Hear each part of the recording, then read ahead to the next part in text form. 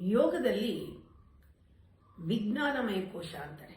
Subconscious mind ಚಿತ್ತ ಅಂತ ಹೇಳಿದಾಗ ವಿಜ್ಞಾನಮಯ ಕೋಶ ಓಪನ್ ಆಗಬೇಕಾದ್ರೆ ನೀವು ಅನ್ನಕೋಶ ಮನೋಕೋಶ ಎರಡನ್ನೂ ದಾಟಬೇಕು. ಪ್ರಾಣಕೋಶ ಇವೆರಡನ್ನೂ ಕನೆಕ್ಟ್ ಮಾಡುತ್ತೆ. ಅನ್ನಕೋಶ ಮನೋಕೋಶವನ್ನು ವಿಜ್ಞಾನಮಯ ಜೊತೆಗೆ ಕನೆಕ್ಟ್ ಮಾಡೋದು ಪ್ರಾಣಕೋಶ. ಅದರಿಂದ ನೀವು ಪ್ರಾಣಾಯಾಮ ಮಾಡೋದ್ರಿಂದ ಅಲ್ಲಿ ಇಂಟಿಗ್ರಿಟಿ ಆಗುತ್ತೆ, ಇನ್ನರ್ ಅಂಡ್ ಔಟರ್.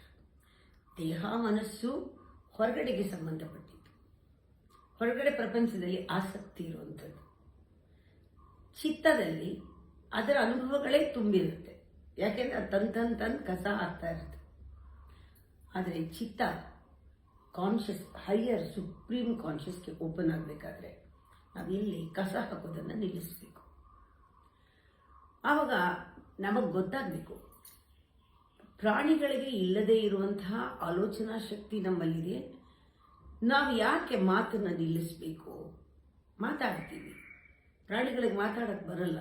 ಆದರೆ ಮಾತು ನಿಂತು ಮೌನದಲ್ಲಿದ್ದಾಗಲೇ ಒಳಗಡೆ ಆವರಣಗಳನ್ನು ನಾವು ತಿಳ್ಕೊಳ್ಳೋಕೆ ಸಾಧ್ಯ.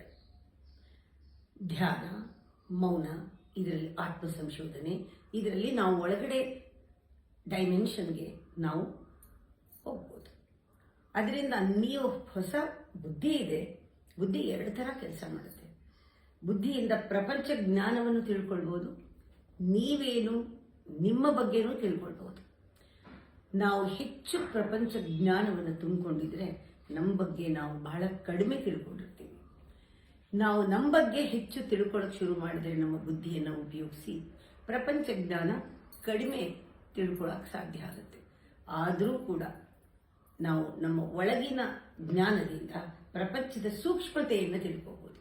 ವಸ್ತು ಪ್ರಪಂಚವನ್ನು, ವಿಷಯ ಪ್ರಪಂಚವನ್ನು, ಈ ವಸ್ತು ವಿಷಯ ಇರುವಂತಹ ಈ ಒಂದು ವ್ಯಕ್ತಿ ಪ್ರಪಂಚವನ್ನು ನಾವು ತಿಳ್ಕೊಂಡ್ರೆ ಅದರ ಅಂತಸತ್ವವನ್ನು ತಿಳ್ಕೋಬಹುದು, ಪ್ರಪಂಚದ ಮೂಲವನ್ನು ತಿಳ್ಕೋಬಹುದು ನಮ್ಮನ್ನು ತಿಳ್ಕೊಂಡ್ರೆ.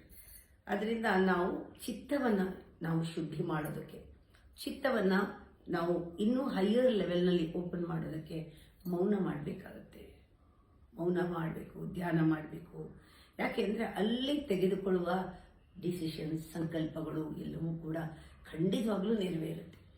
ಈ ಸ್ಟೇಟಲ್ಲಿ, ಈ ಡೈಮೆನ್ಷನ್ನಲ್ಲಿ ನಮಗೆ ಕಾನ್ಫ್ಲಿಕ್ಟ್ ಇರೋದಿಲ್ಲ, ಡೌಟ್ ಇರೋದಿಲ್ಲ, ಸ್ಪಷ್ಟತೆ ಇರುತ್ತೆ.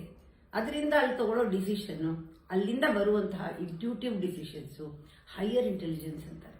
ಶುದ್ಧ ಬುದ್ಧಿಯಿಂದ ಬರುವಂಥದ್ದು, ವಿವೇಕ ಬುದ್ಧಿಯಿಂದ ಬರುವಂಥದ್ದು. ಅದರಿಂದ ನಾವು ಆ ಡೈಮೆನ್ಷನ್ನ ಮುಟ್ಟಿದ್ರೆ ಸಾಕು, ನಾವು ನೋಡೋ ದೃಷ್ಟಿ ಬದಲಾಗುತ್ತೆ. ಪ್ರತಿಯೊಂದು ಅದೇ ವಸ್ತು, ಆದರೆ ವಸ್ತುವಿನ ಸ್ವರೂಪ ತಿಳಿಯುತ್ತೆ. ಅದೇ ಸಂದರ್ಭದ ಸ್ವರೂಪ ಪ್ರಜ್ಞಾಪೂರ್ವಕವಾಗಿ ತಿಳಿಯೋದಕ್ಕೆ ಸಾಧ್ಯ ಇದೆ.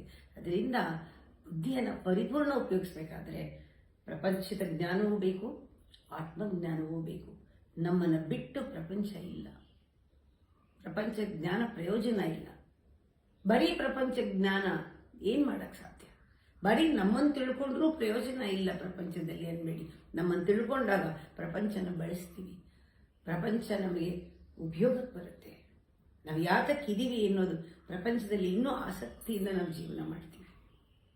ಪರಿಪೂರ್ಣ ಜೀವನ.